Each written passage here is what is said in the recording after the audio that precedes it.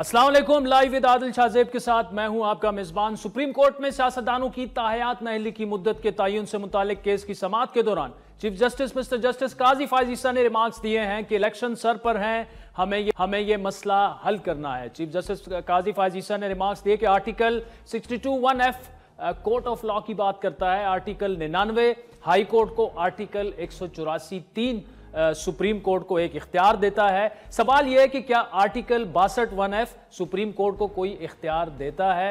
खुर्रम रजा ने कहा कि ट्राइब्यूनल से आने वाले फैसले के खिलाफ केस सुप्रीम कोर्ट के अपील के दायरे इख्तियार में नहीं है। चीफ जस्टिस ने इस्तफसार किया कि क्या 62(1)(f) ट्राइब्यूनल को भी ताहयात नाअहली का इख्तियार देता है या सिर्फ ताहयात नाअहली का यह इख्तियार सुप्रीम कोर्ट के पास है।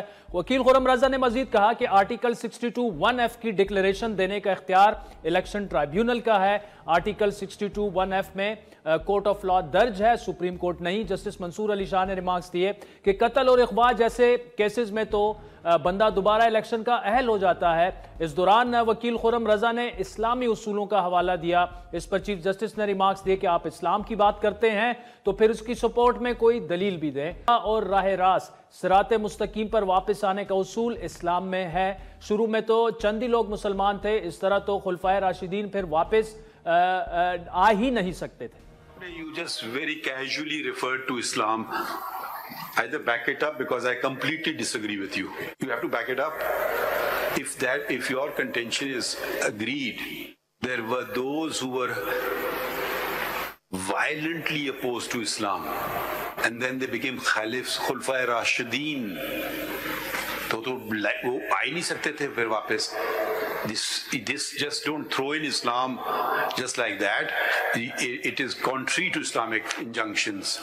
तौबा का प्रिंसिपल है, राय रास्त पे प्रिंसिपल वापस आने का प्रिंसिपल है, मुस्तकीम शारे मुस्तकीम पे वापस आने का प्रिंसिपल है। और शुरू में तो 2-4 ही मुसलमान थे।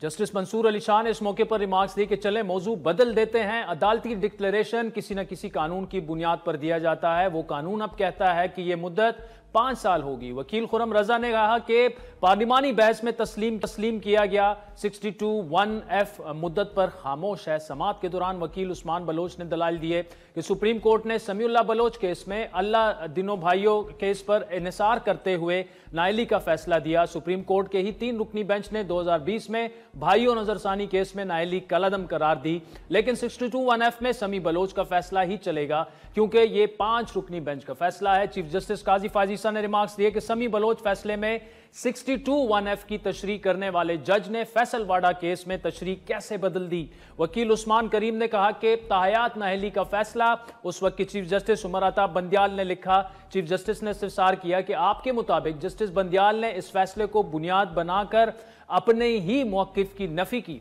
जिसके जवाब में वकील ने कहा ताहयात नाअहली का फैसला जस्टिस उमर अताब बंदियाल ने बाद में दिए गए फैसलों में मुख्तलिफ मौकिफ अपनाया। उसमें जस्टिस मंसूर अली शाह ने रिमार्क्स दिए कि आप कहना चाह रहे हैं कि अदालत ताहयात नाअहली के फैसले से पीछे हटती रही। वकील उस्मान बलोच और चीफ जस्टिस में क्या मुकालमा हुआ, बड़ा दिलचस्प था, ये देखिए। समीउल्लाह बलोच में अलादीनो भाइयों को कोर्ट किया गया, उसमें उन्होंने कहा कि लाइफ टाइम डिस्क्वालिफिकेशन है अगर किसी ने जाली सनद जमा करवाई है।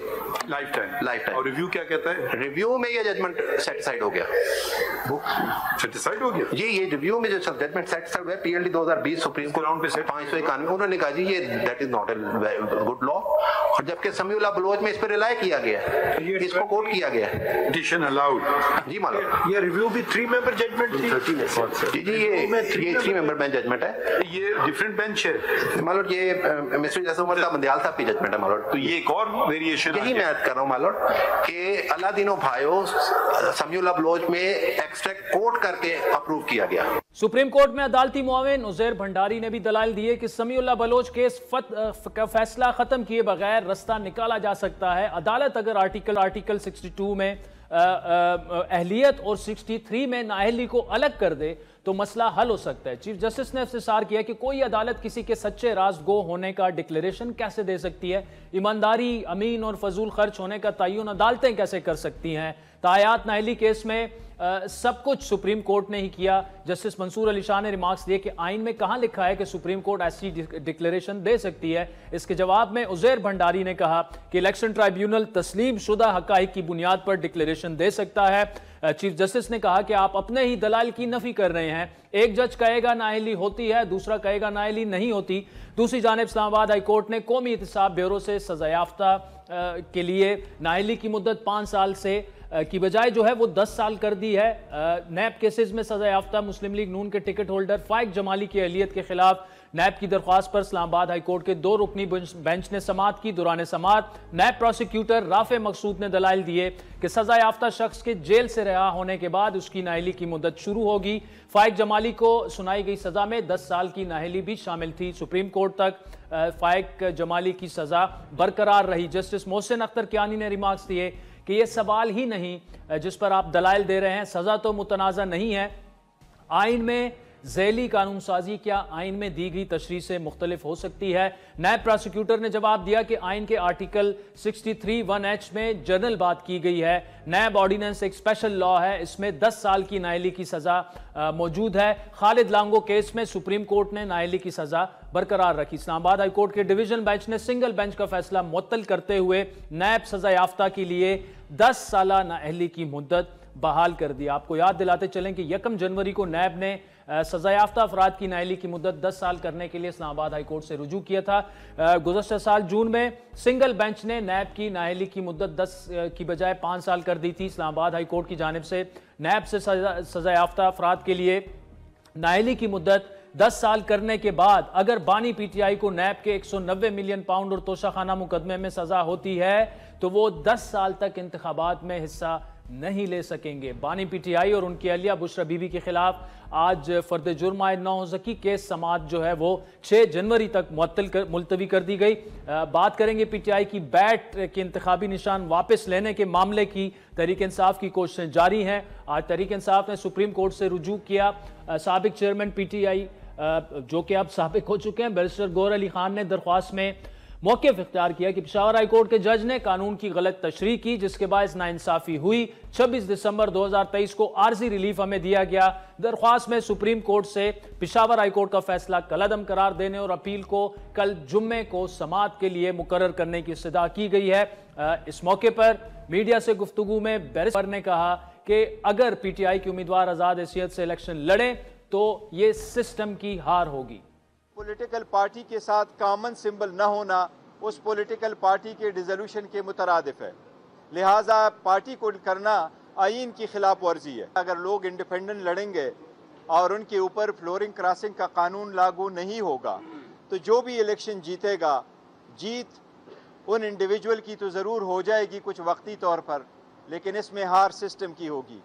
آپ کو بتاتے چلیں ناظرین کہ عام انتخابات کے لیے تحریک انصاف کے 2620 امیدواروں میں سے 1996 کے کاغذات منظور کر لیے گئے ہیں۔ صوبائی اسمبلیوں کی نشستوں پر تحریک انصاف نے 1777 کاغذات نامزدگی جمع کرائے جن میں سے 1398 منظور ہوئے جبکہ 4 اسمبلیوں سے صرف 380 کاغذات نامزدگی مسترد ہوئے اور منظور شدہ کاغذات نامزدگیوں کا تناسب 78% رہا۔ راولپنڈی کے الیکشن ٹرائیبیونل نے اعجاز الحق کے کاغذات پر ریٹرننگ افسر کے اعتراضات کو مسترد کیا جبکہ این اے 55 راولپنڈی سے ان کے کاغذات منظور کیے۔ اسی طرح سابق وزیر داخلہ شیخ رشید کے حلقہ این اے 56 اور 57 سے کاغذات نامزدگی منظور کیے۔ الیکشن ٹرائیبیونل نے پی ٹی آئی کی فردوس شمیم نقوی کو این اے 236 کے لیے بھی ان کے کاغذات نامزدگی منظور کر لیے۔ بات کریں فیض آباد دھرنا کمیشن کی لیفٹیننٹ جنرل ریٹائرڈ فیض حمید نے آج کمیشن کو اپنا جواب جمع کرایا۔ ذرائع کے مطابق فیض حمید نے جواب میں کہا کہ 2017 میں ہونے والے دھرنے میں اس وقت کی حکومت کی ہدایت پر تحریک لبیک کے ساتھ مذاکرات ہوئے تھے۔ 2017 میں اس وقت کے وزیر اعظم شاہد خاقان عباسی اور وزیر داخلہ احسان اقبال کی سربراہی میں کابینہ کا اجلاس ہوا جس میں انٹیلیجنس کے سربراہ نوید مختار اور ملٹری قیادت بھی شریک تھی۔ ان تمام افراد کی مشترکہ ہدایات پر ٹی ایل پی سے مذاکرات کیے تھے۔ جنرل فیض حمید نے حکومت کے خلاف سازش کرنے کے الزامات کی بھی तरदीद की। नाज़रीन, इन तमाम मामलात पर बात करेंगे। आबिद ज़ुबैरी साहब सुप्रीम कोर्ट बार के साबिक सदर हैं, वो हमारे पास मौजूद हैं, और हाफिज एहसन साहब हमारे साथ मौजूद हैं, किसी तारुफ के मोहताज नहीं। हाफिज साहब, ताहयात ना अहली, एक तो ये कि थोड़ा सा इसमें ये समझाइएगा कि आज जो इस्लामाबाद हाई कोर्ट ने फैसला किया है कि नैब में जिसको सजा होगी वो 10 साल का होगा, ये जो सुप्रीम कोर्ट में मामला चल रहा है, अगर सुप्रीम कोर्ट ये कहे कि नाअहली होती ही 5 साल के लिए है, इसका मतलब ये कि नवाज शरीफ साहब को रिलीफ मिल जाएगा। अगर वो कहें कि नहीं जी ज्यादा है, तो फिर नवाज शरीफ साहब शायद इलेक्शन नहीं लड़ पाएंगे। लेकिन इसका क्या जो इस्लामाबाद हाई कोर्ट ने कहा है और जो सुप्रीम कोर्ट में मामला चल रहा है वो है क्या, थोड़ी सी क्लैरिटी दे दें। बिस्मिल्लाहिर्रहमानिर्रहीम, आपका बहुत शुक्रिया कि आपने मौका दिया। पाकिस्तान के अंदर एक तो आपका कॉन्स्टिट्यूशन है जिसके अंदर डिस्क्वालिफिकेशन का जिक्र है, और आर्टिकल 62, 63 ये दो प्रिस्क्राइब करते हैं, और एक और आर्टिकल आर्टिकल 63A जो डिफेक्शन का आर्टिकल है। जिस तरह आपने देखा कि पंजाब के अंदर जब प्रोविंशियल असेंबलीज़ के मेंबर्स थे तो उन्होंने अगेंस्ट द पार्टी लीडर्स जब वोट कास्ट किया और उसके बाद सुप्रीम कोर्ट के अंदर मामला आया, तो ना सिर्फ उन्हें डिस्क्वालीफाई किया गया बल्कि उनको वोट को भी काउंट नहीं किया गया। तो कॉन्स्टिट्यूशन के अंदर 3 है, 62 क्वालिफिकेशन है, 63 आपकी डिस्क्वालिफिकेशन है, और आर्टिकल 63 जो है वो डिफेक्शन क्लॉज है जो 18th अमेंडमेंट के बाद इनको इंट्रोड्यूस किया गया। अब 62 के अंदर आपकी कोई डिस्क्वालिफिकेशन का टाइम प्रिस्क्राइब नहीं है। 63 के अंदर 2 जगह आपका 5 साल का जिक्र है, एक है 63G और एक है 63H जो है उसके अंदर है, और इसी तरह 63A के अंदर भी कोई टाइम प्रिस्क्राइब जो उसका जिक्र नहीं है।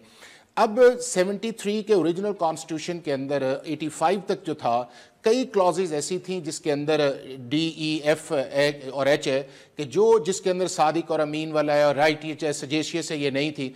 1985 के अंदर जब नई क्लॉसेज इंट्रोड्यूस की गई और कुछ क्लॉजेज जो हैं वो 63 के अंदर इंट्रोड्यूस की गई, तो ये मामला इस तरह लाइमलाइट के अंदर नहीं आया था। ये मामला पहली दफ़ा लाइमलाइट के अंदर आया, आपको याद होगा जब जनरल मुशर्रफ ने जनरल इलेक्शंस करवाए तो उसके अंदर representation of the people act 1976 के अंदर अमेंडमेंट आई कि जी हर वो शख्स जो BA कम अज कम होगा वो पाकिस्तान के इलेक्टोरल प्रोसेस के अंदर जाएगा, जिसमें senate. To cut it short, ये बताइएगा मुझे कि इस्लामाबाद हाई कोर्ट ने आज जो फैसला किया कि 10 साल की नाअहली होगी नैब के केसेस में, वो डिफरेंट कैसे है? वो इसलिए डिफरेंट है कि 62 अगर साइलेंट है तो आपका इलेक्शन एक्ट 5 साल उसकी मियाद का जिक्र करता है, ये 63G-H के अंदर 5 साल है। जहां तक नैब के लॉ की बात है, नैब का लॉ जो है उसके अंदर आपके 3 सेक्शन है।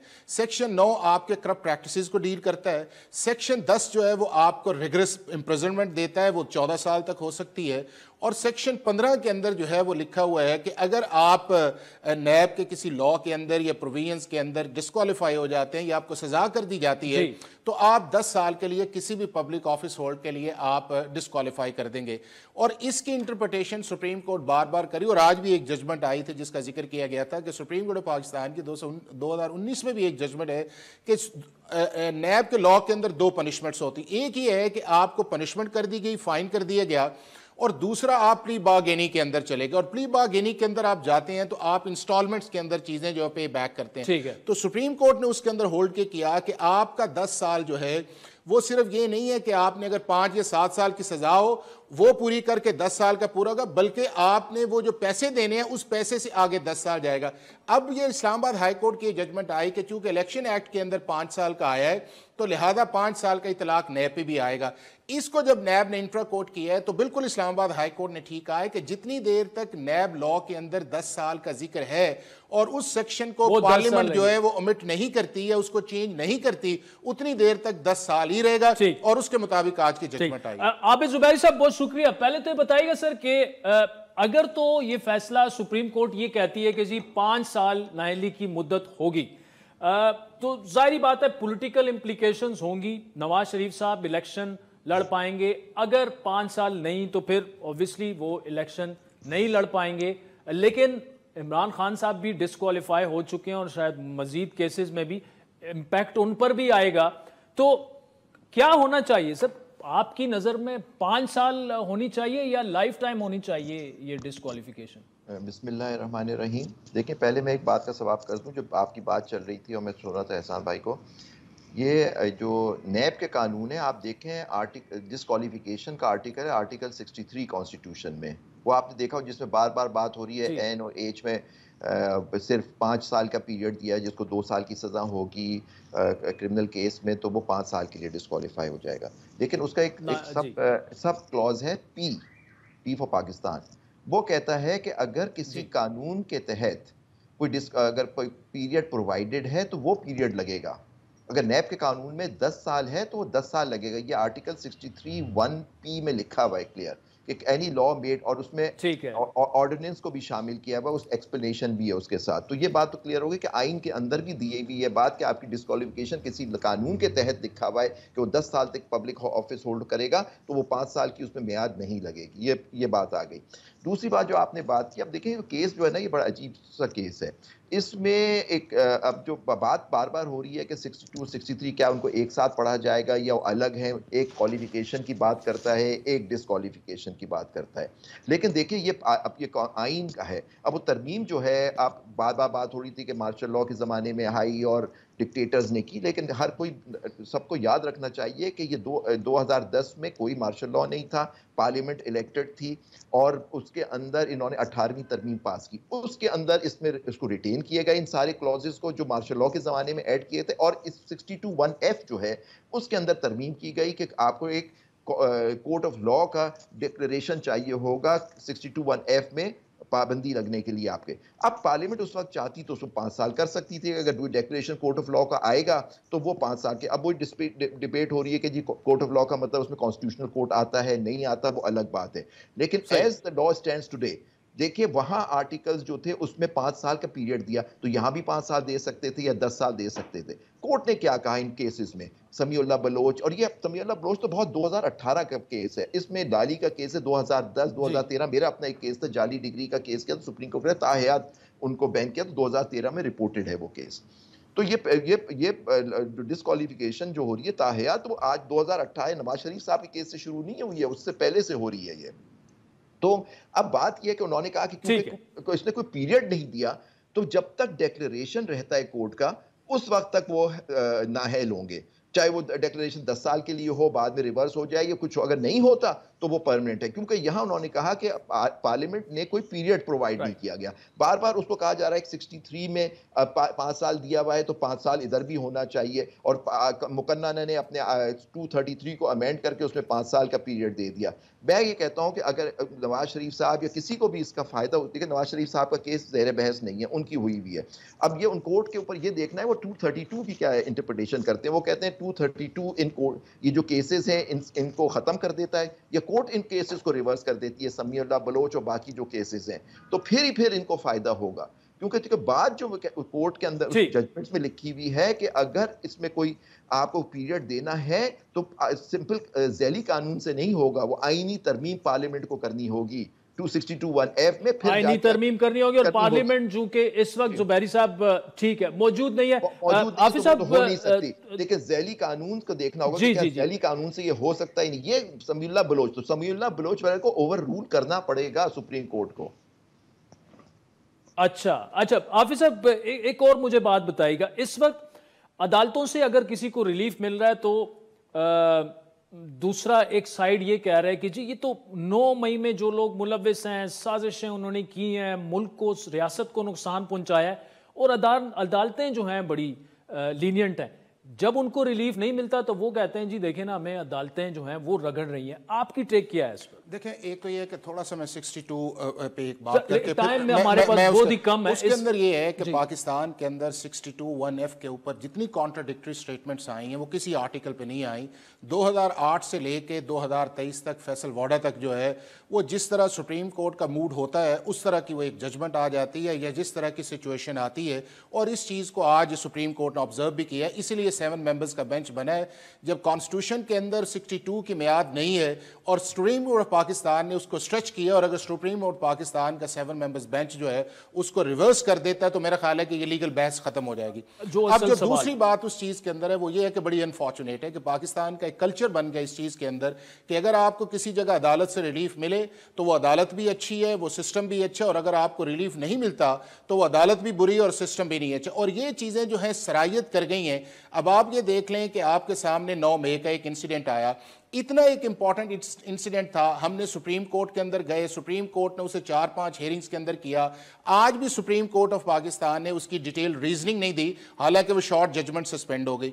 फिर आप उसके बाद देखें कि पेशावर हाई कोर्ट का अगर फैसला आता है तो हम कहते हैं बहुत अच्छा है, और अगर पेशावर हाई कोर्ट ने कल रिवर्स किया है तो हमने कहा हम पेशावर हाई कोर्ट नहीं जाएंगे, अब हम सुप्रीम कोर्ट जाएंगे। और अगर हम सुप्रीम कोर्ट के अंदर जाते हैं तो सुप्रीम कोर्ट के अंदर 1966 से लेके 2023 तक ये प्रैक्टिस है कि इंटरिम ऑर्डर्स को सुप्रीम कोर्ट ऑफ पाकिस्तान नहीं देखती। वो ये कहती है कि जहां पे आपका फैसला है वहां पे फैसला करवाएं, और अगर आपका फैसला आ जाता है तो हम सुनते हैं। और सिर्फ 3 ही चीजें ऐसी हैं, या उनकी लीगल जुरिसडिक्शन हो, या वो आर्बिट्रेरी हो, या वो अगेंस्ट इतना कॉन्स्टिट्यूशन हो कि उनके पास ऑप्शन नहीं। अब आप ये देखिएगा कि 9 को वो केस फिक्स है, अगर सुप्रीम कोर्ट कल फिक्स नहीं करती है, एक दिन आगे जाती है और सुप्रीम कोर्ट ये कहती है कि नहीं पेशावर हाई कोर्ट इसका फैसला कर ले तो बाद में देखेंगे, तो फिर आप ये देखेगा कि पल्स किस तरह बनती है। तो हमें बहुत अवॉइड करना चाहिए इंस्टीट्यूशंस को क्रिटिसिज्म के अंदर। ये हमारे इंस्टीट्यूशन है, हमें लीगल बैटल वहां पे लड़नी चाहिए। मेरे पास 20 सेकंड 25 रहते हैं। जुबैरी साहब, आपका आखिरी कमेंट सर।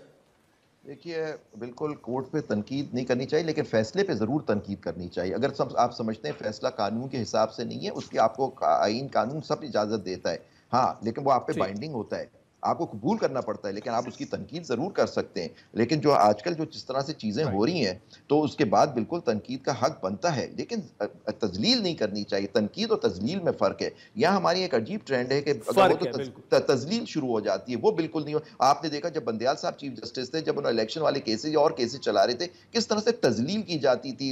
जलसों के अंदर उनकी जजों की तस्वीरें लगा के उनकी किया जाता, पार्लियामेंट के अंदर कहा जाता था हम सुप्रीम कोर्ट का ऑर्डर नहीं मानेंगे। उस वक्त तो किसी ने कुछ नहीं कहा। अब लोग बात कर रहे हैं कि रिलीफ नहीं मिलता या रिलीफ का एक अलग मियार हो गया है, तो उस पर लोग कहते हैं कि जी बिल्कुल गलत हो रहा है। उस वक्त भी तो जितने लोग आते हैं वो आपको उस वक्त भी तो तनकीद करनी चाहिए थी। जी, बात उस वक्त भी गलत थी, बात अब भी गलत है, और बात आइंदा भी गलत रहेगी। ठीक है, सही है। आबिद जुबैरी साहब, thank you so much for joining us. नाज़रीन, ब्रेक लेते हैं, उसके बाद पीपल्स पार्टी के सीनियर रहनुमा जनाब सैयद नवीद कमर से गुफ्तगू करेंगे। वेलकम बैक नाज़रीन। आम इंतखाबात में सिर्फ 1 माह का वक्त रह चुका है, 35-40 दिन। कुछ सियासी जमातें सियासी बयानिए के साथ साथ आगे की तरफ बढ़ रही हैं, तो चंद सियासी जमातों का मौक़िफ़ है कि सिक्योरिटी और मौसम की सूरत हाल इंतखाबात के लिए मौजू नहीं है।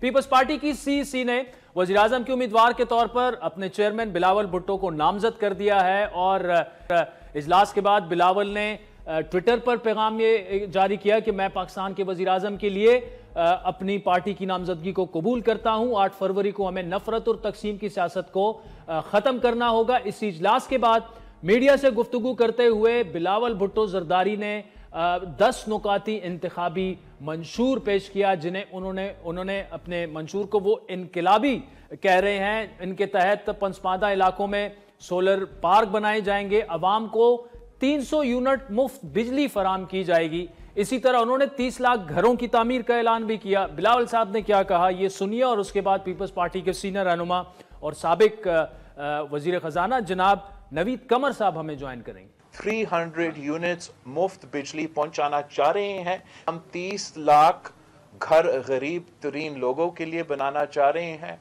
जो मेरे पाकिस्तानी बहन भाई इस वक्त कच्ची आबादियों में रहते हैं, चाहे वो लाहौर में हो, चाहे वो कराची में हो, चाहे वो क्वेटा में हो, चाहे वो पेशावर में हो, उनको भी मैं मालिकाना हकूक दे के वो सुकून दिलवाना चाह रहा हूं कि उनसे कोई उनका घर नहीं छीन सकते। नवीद कमर साहब, thank you for joining us sir. पहले तो बिलावल साहब को वजारत उज़्मा के लिए नामजद कर दिया गया है, लेकिन उससे जुड़ा एक सियासी सवाल के जरदारी साहब ने जब अपने इंटरव्यू में कहा कि अभी उनकी उतनी समझ बूझ नहीं है, बिलावल अभी ऑन ट्रेनिंग है, मजीद वो सीखेगा, लेकिन फिर उसी बिलावल साहब को आपने वजीर आजम नामजद कर दिया है, तो इसका मतलब कि बिलावल साहब की जरदारी साहब के इंटरव्यू के बाद ट्रेनिंग वगैरह मुकम्मल हो चुकी है। बिस्मिल्लाहिर्रहमानिर्रहीम। मेरा ख्याल है कि जरदारी साहब की वो बात जो है वो जरा आउट ऑफ कॉन्टेक्स्ट लेके और पूरे मंजर पे उसको सवार कर दिया गया, ये दुरुस्त नहीं है। बिलावल साहब की ट्रेनिंग अभी से क्या, आपको भी पता है कि पाकिस्तान के फॉरेन मिनिस्टर रहे हैं और एक कामयाब फॉरेन मिनिस्टर रहे हैं, और ये सबसे एक दो जो ज़रूरी मिनिस्ट्रियल मनसब होते हैं उन पे वो फायज रहे हैं। तो ये कोई बात नहीं हुई कि जी उनकी बात है। वो एक कॉन्टेक्स्ट में कह रहे थे कि कितना जो है वो फ्लेक्सिबल होना चाहिए, उस हवाले से बात हो रही थी। तो ये नहीं, बिल्कुल बिलावल साहब तैयार है, न सिर्फ ये कि वो फॉरेन मिनिस्ट्री कामयाबी से चला रहे थे, बल्कि जब हमारी ओवरऑल पॉलिसी मेकिंग है उसके भी इंचार्ज वही हैं। तो चाहे वो क्लाइमेट हो, चाहे वो कॉमर्स हो, चाहे वो और भी जो चीज़ें जो पीपुल्स पार्टी के हवाले से थी, उन सब में जो है वो उनकी गाइडेंस और इनपुट होता था। उम्र में ज़रूर वो हमसे छोटे हैं, लेकिन उनकी ट्रेनिंग शुरू से लेके पहले उनकी वालदा के हाथों और फिर पार्टी में भी आके एक जो लीडरशिप रोल उनको मिला, उसमें वो अच्छा खासा ट्रेन हो चुके हैं। बहुत जाहिर है, बाकी तो इंसान आखिरी दिन तक भी सीखता रहता है, और जो कि हम सब करते हैं, तो he is fully prepared for it. ठीक। अच्छा सर, आप चूंकि ट्रेड मिनिस्टर रह चुके हैं, एनर्जी को जबरदस्त तरीके से समझते हैं, इकोनॉमी को भी आप समझते हैं, ये जो 10 नुकाती आपका एजेंडा है, मंशूर है, 300 फ्री यूनिट देने के लिए हमें बिलियंस ऑफ रुपीस चाहिए होंगे, ये आएंगे कहां से? दूसरा, जो 30 लाख घर आपने बनाने हैं, इमरान खान साहब ने भी दावा किया था 50 लाख घर बनाने का, वो 3.5 सालों में नहीं बना पाए। मौजूदा हमारी जो मईशत है, जो कि डिफॉल्ट करते करते बची, उसमें से क्या आप नहीं समझते कि सिर्फ ये मामला जो है जुबानी जमा खर्च है, या कानों को खुश करने के लिए तो ठीक है, लेकिन प्रैक्टिकली कैसे होगा सर ये, अगर आप इक्तिदार में आ गए तो? देखिए, ये 10 पॉइंट्स का जो पूरा एजेंडा है, उसमें से कोई भी ऐसी चीज नहीं है जो कि किसी आसमानी सहीफे के हिसाब से ऊपर से मनोसलवा आएगा और हम ये सब कुछ कर देंगे। ये प्रोग्राम नहीं है। अगर हम बात करते हैं, फॉर एग्जांपल, जो छोटे से छोटे कंज्यूमर है, उनको मुफ्त बिजली देने के तो एक पूरा प्रोग्राम है। ये बेस्ड है ऑल्टरनेट एनर्जी पे, पर्टिकुलरली सोलर पे, कि इस वक्त हमारा ज़्यादातर जो बिजली जाती है वो जो है पिल्फर होती है, या चोरी होती है, या लाइन लॉसेस में जाती है, या उसकी रिकवरी नहीं होती। तो ये जो इतना बड़ा सर्कुलर डेट है जो कि खरबों में है इस वक्त, उस सब को ख़त्म करने का एक ही तरीका है कि हम लोकलाइज्ड जो है ऑल्टरनेट एनर्जी दें, और वहीं पे लोकल एरिया ग्रिड पे या इवन इंडिविजुअल लेवल पे, और इसमें प्राइवेट सेक्टर इन्वॉल्व होगा। ये सिर्फ ये नहीं है। ये आपको एक पैरेलल इसका मैं दे दूं कि जैसे टेलीफोन एक ज़माने में बहुत बड़ा एक था कि जी सिफारिशों से मेंबर्स को हमें एमएनएस 5-5 फ़ोन मिलते थे कोटा में। आज टेलीफोन की कंपनियां जो हैं वो आपके पीछे पड़ी होती हैं कि आप हमसे फॉर टेलीफोन ले लें, कनेक्शन ले लें वगैरह वगैरह, इतने इतने इश्तार देते हैं। तो पूरे चीज़ को डीरेगुलेट करके और उसमें प्राइवेट सेक्टर इन्वॉल्व करके, और फिर ये सोल्यूशन है। ये कोई हवाई सोल्यूशन नहीं है। नवीद कमर साहब, अगर ऑल्टरनेटिव आप कह रहे हैं कि सोलर एनर्जी, तो जाहिर बात है सोलर पार्क बनाए जाएंगे, और इतनी बड़ी तादाद में, यानी 300 यूनिट अगर आप फ्री दे रहे हैं तो इन कंज्यूमर्स की तादाद जो है वो भी लाखों में है। अब आपने गौर से सुनी मेरी बात नहीं कि अगर हम बात कर रहे हैं सोलर की, तो सोलर इवन इंडिविजुअल लेवल पे भी हम सोलर की बात करें। देखिए ना, एक दफा आपको सोलर लग गया, प्राइवेट सेक्टर ने ही लगा दिया, ठीक है ना, उसको गवर्नमेंट ने सब्सिडाइज किया या जैसे भी उसको पूरा पैसा दिया, उसके बाद जो है वो तो कंज्यूमर के लिए तो फ्री हो गया ना। ये जो यहाँ से तरबेला से बिजली निकलती है और थर तक पहुंचती है, या थर से निकलती है और चीचावतनी पहुंचती है ना, ये कंसेप्ट कम से कम फार फ्लंग एरियाज के लिए अब एक फेल्ड मॉडल हो गया है, और हमें इससे निकलना। तो सोलर पार्क्स की बात नहीं है, बल्कि सोलराइजेशन की ओवरऑल बात।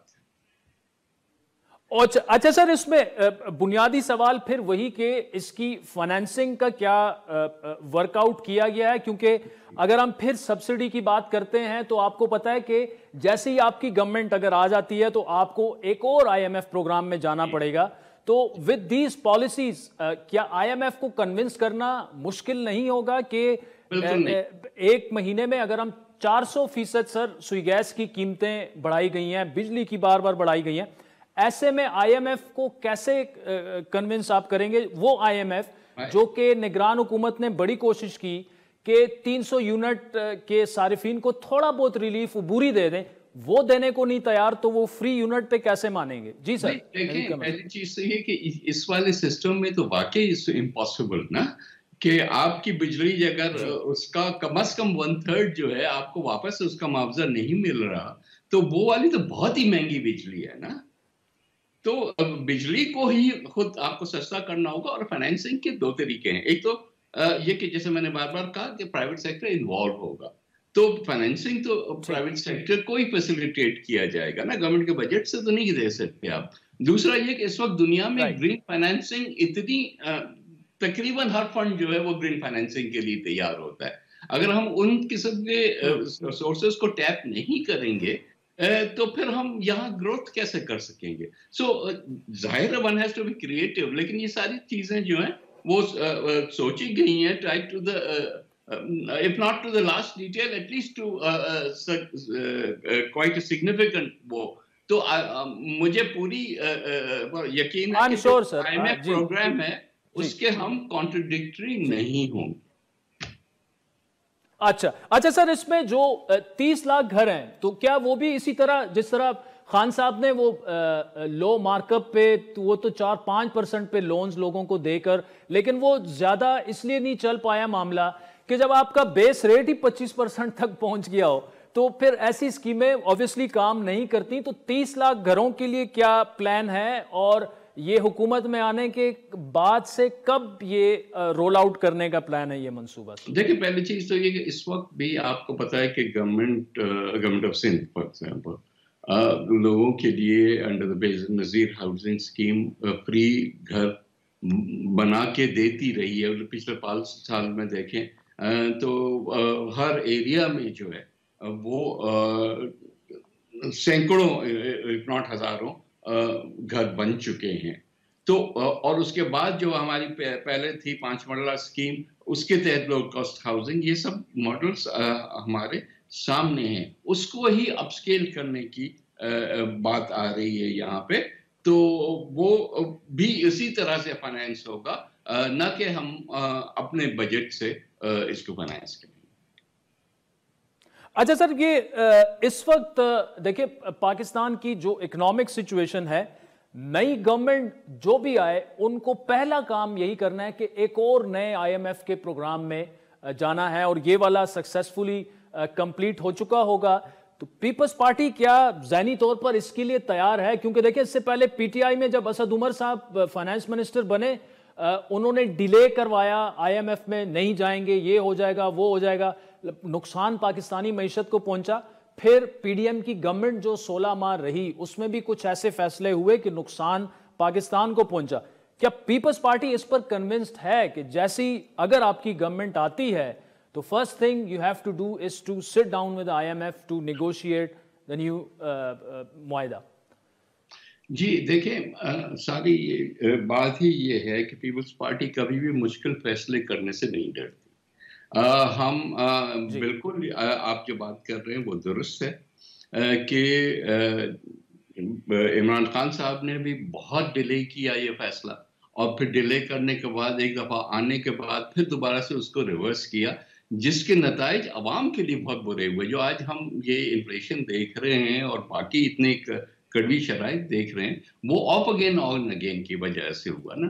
फिर जब ये जो कोलिशन गवर्नमेंट आई हमारी 1.5 साल के लिए, उसमें भी यही हुआ। पहले हम मिफ्ता साहब राजी थे, लेकिन उनको भी रेजिस्टेंस आ रहा था अपनी पार्टी की तरफ से पर्टिकुलरली, और इसके वो डिले हुआ। लेकिन बहरहाल खुदा करके वो प्रोग्राम में हम आगे, फिर डार साहब आए तो फिर वो चीज जो है वो स्लो डाउन हो गई काफी हद तक। तो ये नहीं हो सकता। We have to be clear in our mind. हाँ, मुश्किल फैसला है, हाँ उसके जो है कड़वे असरात होते हैं, लेकिन अगर एक चीज करनी है तो करनी है। We are clear in our mind कि अगर इनएविटेबल है तो जल्दी से फैसला करो। आपको याद होगा 2008 में میں جب وزیر خزانہ بنا تھا مجھے یاد ہے کہ اس زمانے میں پاکستان کے حالات اتنے ہی خراب تھے، یا جہاں تیل کی قیمت $140 پر بیرل تھی، اب تو آدھی ہے اس کی تقریباً.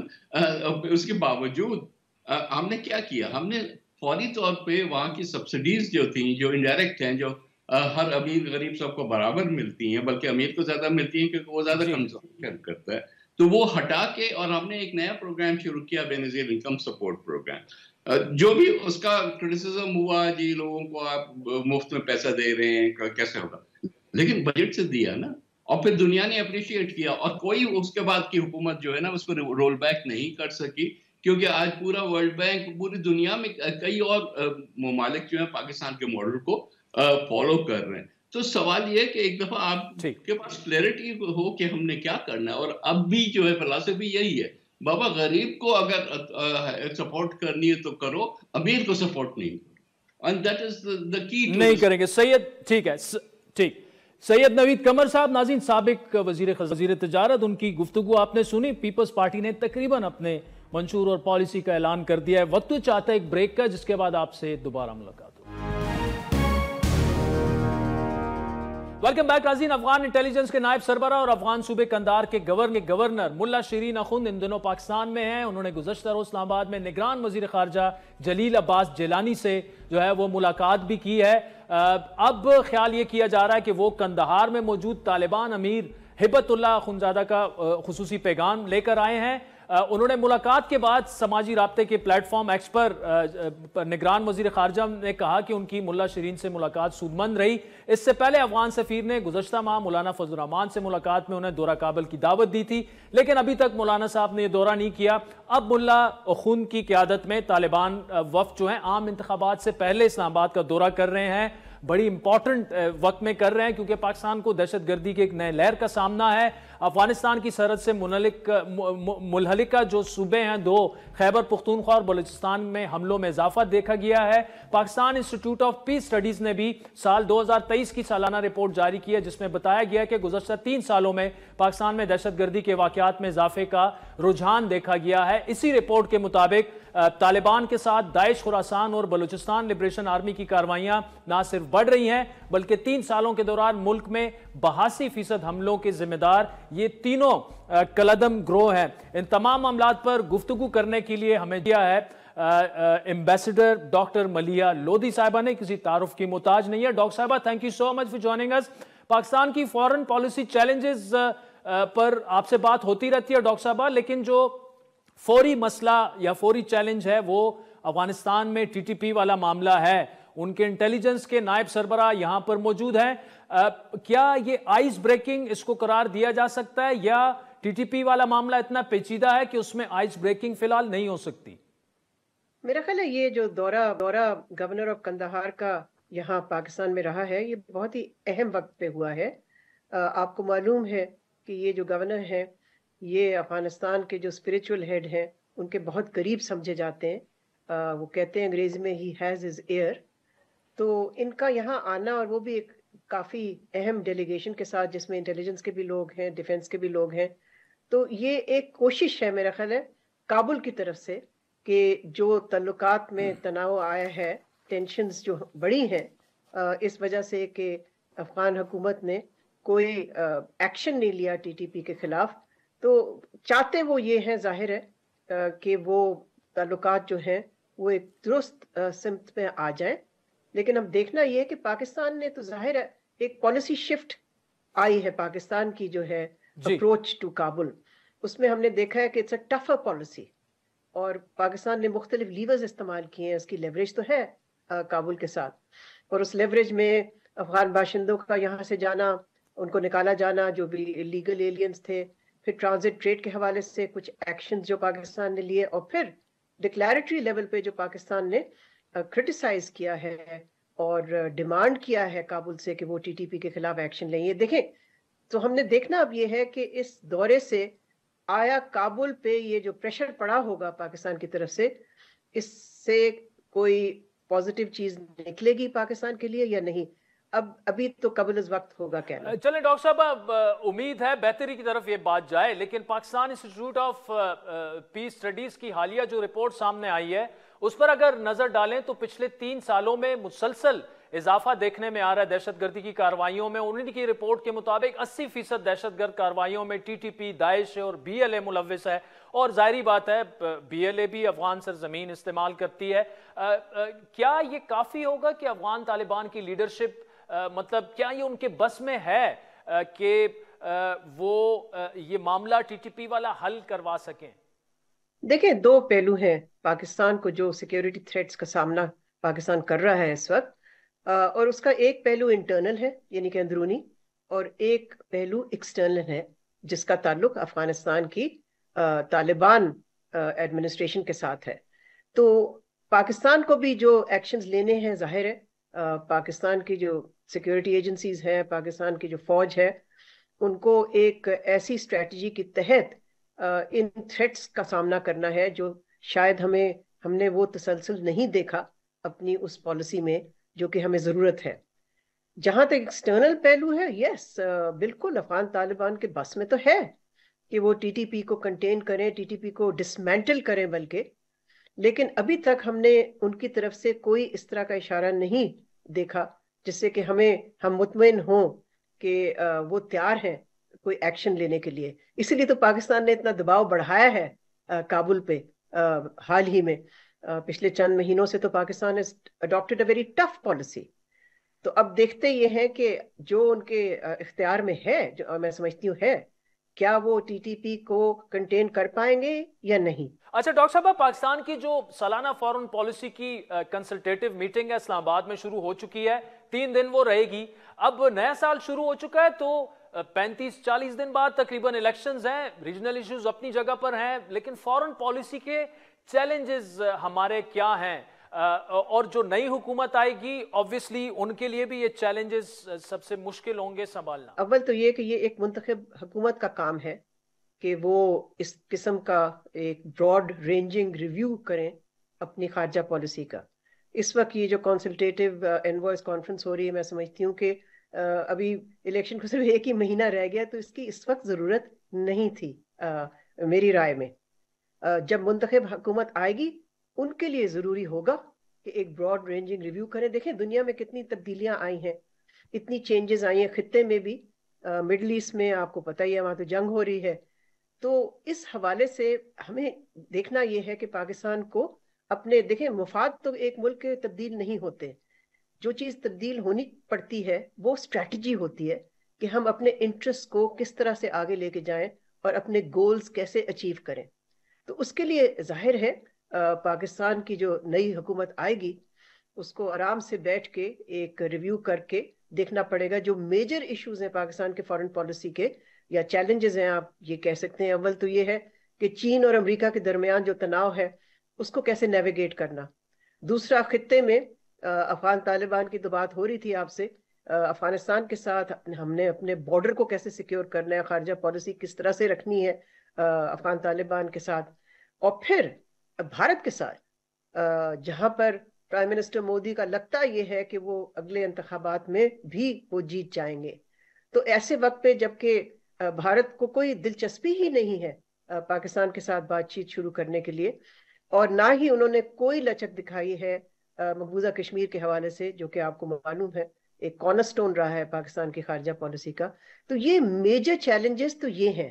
उसके अलावा हमारे ज़ाहिर है सऊदी अरेबिया के साथ ताल्लुकात जो हैं वो अपनी जगह पे हैं, उनको स्ट्रेंथन करना, और साथ साथ उनका जो राप्रोशमा हुआ है ईरान के साथ, उससे जो एक डिप्लोमेटिक स्पेस खुल गई है उसको किस तरह से पाकिस्तान किस तरह से फ़ायदा उसका उठा सकता है। और फिर मैं ये भी कहूँगी कि फ़लस्तीन पे मुझे उम्मीद है कि जो एक मुंतखब हुकूमत आएगी तो वो एक तकड़ी पोजीशन इख्तियार करेगी, इसलिए कि ये अबूरी हुकूमत ने तो बिल्कुल ही बहुत ही कमज़ोर पोजीशन इख्तियार की है फ़लस्तीन गाजा के इशू पे। डॉक्टर मलिया लोधी साहिबा, thank you so much for joining us. नाज़रीन, आज के प्रोग्राम पर आपके फीडबैक के मुंतज़िर रहेंगे। हमारा ट्विटर हैंडल है @आदिल शाहज़ेब। इजाज़त दीजिए।